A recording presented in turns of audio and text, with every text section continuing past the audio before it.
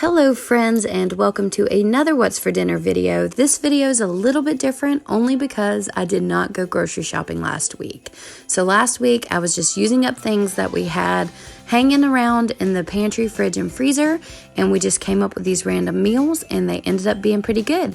So on the first night, which was Sunday night, I made some buffalo chicken quesadillas with some roasted potatoes.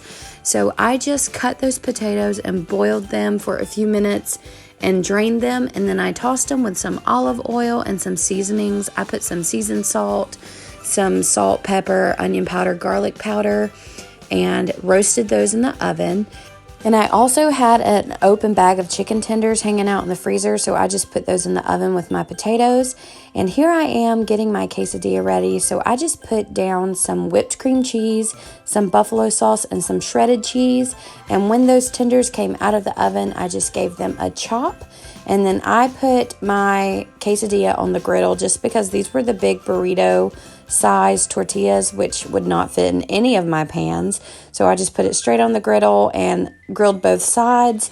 And Eric didn't want a quesadilla, so he had a barbecue chicken wrap.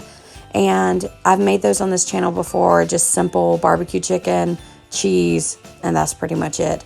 But this was a really quick and easy dinner, and it used up some open packages of things that we had hanging around, and that's what I was going for. So super good, super easy, and got rid of some things that I needed to get rid of.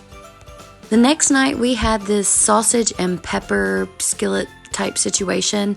And by the way, when you're cutting up peppers, really this is all the waste that you should have. You can cut any part that looks like the outside of the pepper and use it. You just really don't want to use the ribs, the seeds, and the stem. But I just diced up those peppers into small pieces, and then I also minced up some garlic. I just cut the little stem piece off and smashed it and ran a knife through it to get small pieces, just because I had a lot of fresh garlic that I had bought for Thanksgiving that I really needed to use. And then I also sliced up half of an onion. I actually diced it. So I slice it, twist it the other way, and slice it again, and it turns into a perfect small dice every time. And then I had this Italian sausage hanging out in the freezer. I got it at Lidl and it was $1.50. They have a little Too Good to Waste program where they mark down close dated items, or the day of, they mark them down to $1.50. So I scored that at Lidl, and I am just removing the casings. You don't have to do this. You could just slice it up or whatever you wanted to do. But since I was going to use this kind of like ground sausage, I decided to take the casings off. And then in my Dutch oven, I put a little bit of olive oil. And once that got hot, I added in my Italian sausage and the onion. And I'm just going to break that sausage apart. And when it is about halfway cooked, I'm going to add in my peppers and the garlic. And I'm going to continue to cook everything until the sausage is cooked through. This did not render much fat, but if it did, you would want to drain this before you proceeded with adding the rice and your liquid. But for some reason, it just wasn't very greasy, so we didn't have to drain it.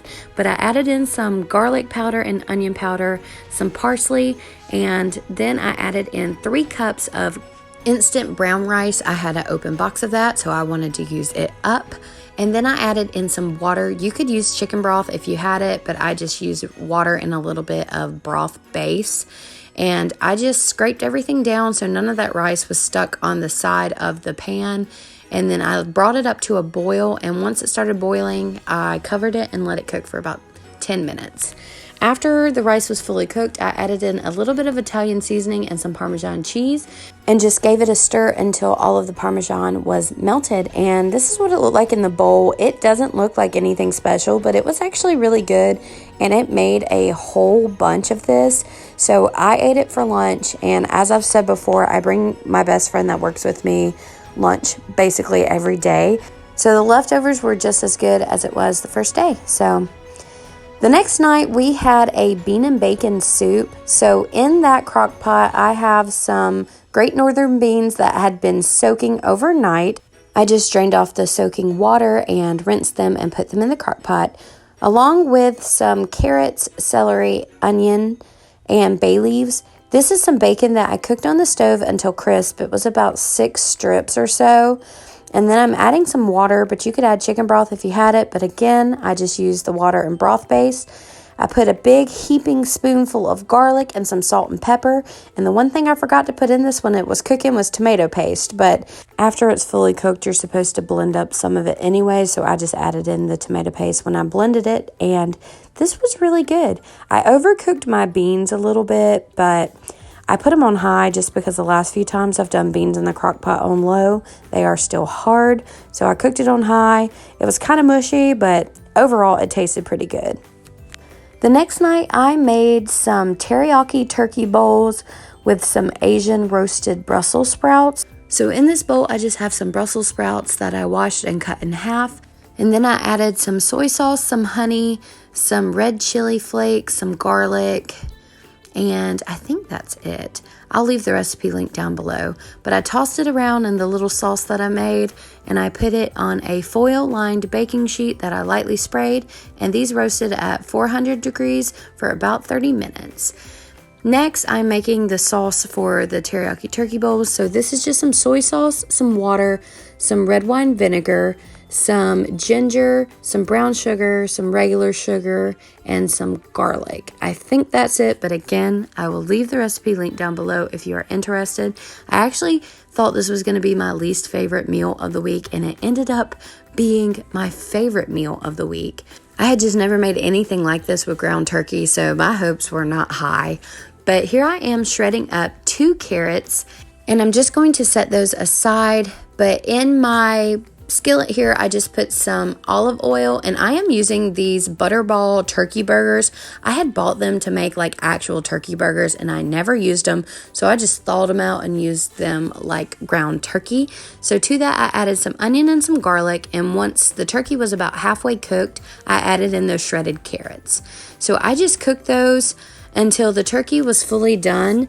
The turkey did render some fat, so I did drain it, but back there I had just thickened up the sauce with a cornstarch slurry, and then I'm adding that sauce back to my turkey mixture after I drained it, and I'm just going to give it a mix until everything is fully combined. I let this cook for about 5 minutes or so, just until that sauce really thickened up, and this is what it looked like after it had cooked. It honestly doesn't look like anything special, but when I tell you this stuff was delicious, I would make this again and again. I was very surprised. But this is the Brussels sprouts after they had came out of the oven. They are just a little crispy on the outside. The honey and that glaze that we made for them really kind of caramelized on the outside of these. And this is our plate. So I just put some white rice on the bottom, topped it with the teriyaki turkey, put some sesame seeds, and have the Brussels sprouts over to the side. And oh my goodness, these were so good. I know I've said that like 10 times, but I cannot recommend this recipe enough. Much to my surprise, it is a new favorite because this was the recipe I was dreading the most making this week, and it was wonderful. So the next night I made biscuits and gravy. I've made biscuits on this channel before. This is a really simple recipe that I found online, and I will leave the recipe link down below. But in the bowl, I just have some flour, sugar, baking powder, and salt. I gave that a mix. I'm shredding in about 6 tablespoons of very cold butter. I had put it in the freezer. I mixed that together to kind of cut it in, and then I added in some buttermilk and gave it a stir. I stirred it as much as I could with this little fork, but it just was not doing it, so I got in there with my hands and mixed it until the dough was fully combined, but you don't want to overwork it. You want to still be able to see chunks of butter throughout your biscuit dough. So I just patted it out, and I am cutting my biscuits with a mason jar. This recipe makes about 6 biscuits, and I like that because we have no reason to have more than that in this house. We are only a household of 2, so I really like that this is a recipe for a small batch of biscuits. In this little sauce pot, I just have some water and milk. I'm making this country gravy just by the package directions, and to this, I'm going to add some sausage. So I'm using about 1/4 of this tube of sausage, and I'm just going to brown that up. And after it's fully cooked, I'm going to transfer it to a paper towel lined plate just to get all the excess grease off. And then I'm going to add that to the gravy. In the other pan, I'm just cooking some bacon because this was a breakfasty type dinner. We do that a lot here because we just love breakfast foods, but I don't have an appetite like that in the morning, so I prefer to eat breakfast for dinner. But that package of bacon was open from making that bean and bacon soup, so I was just going to go ahead and cook that up, and that was going to be dinner. So once the biscuits came out of the oven, I just brushed the tops of those with some melted butter, and I also made some scrambled eggs, but I didn't film myself making scrambled eggs because that is really basic, and I have filmed myself doing scrambled eggs many times on this channel. But this was dinner. I don't know if biscuits and gravy are a thing everywhere, but they surely are something here in the South. So this is one of our favorites. My husband likes that gravy on literally everything, so I put it on his eggs too. And then I just had the biscuit topped with gravy with some eggs, bacon, and sausage. But that is all the dinners I have for you this week. I really hope you enjoyed this video and got some inspiration on how to use up some things in your pantry. If you like content like this, please give this video a thumbs up and consider subscribing to my channel. I would love to have you here. And as always, thank you so much for watching, and I'll see you in the next one. Bye, guys.